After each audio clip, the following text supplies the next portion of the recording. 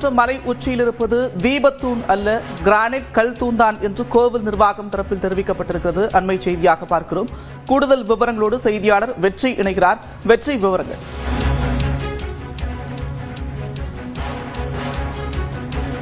இந்த திருப்பரங்குன்றம் வழக்கினுடைய அந்த பிரதான வழக்கினுடைய விசாரணையில காலையில அரசு தரப்புல இருந்து அவங்களுடைய வாதங்கள் எல்லாத்தையும் நீதிபதிகள் கேட்டிருந்தாங்க.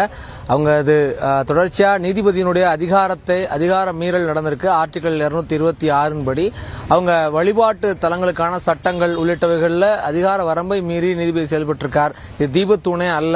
அதனால பொது அமைதியை பாதுகாக்கக்கூடிய நோக்கத்துல இந்த தீர்ப்புகளை உத்தரவை பிறப்பிக்கணும்ன்ற கோரிக்கையோட அது முடிஞ்சிருந்தது.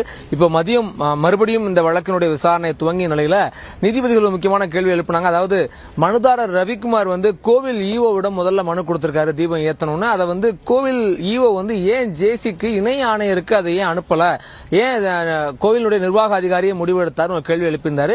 அதுக்கு பின்பாக கோவிலுடைய வழக்கறிஞர் தரப்புல சண்முகசுந்தரம் பல்வேறு முக்கியமான வாதங்களை முன் வச்சிட்டு இருக்காரு.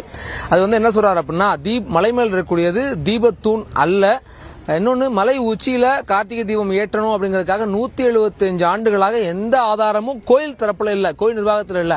கோயில் அங்க 8ஆம் நூற்றாண்டு இருக்குன்னு சொல்லும் பொழுது இப்போ 125 வருஷமா அங்க ஆதாரமே இல்ல அப்படின்னு வழக்கறிஞர் முன்வைக்கிறாரு.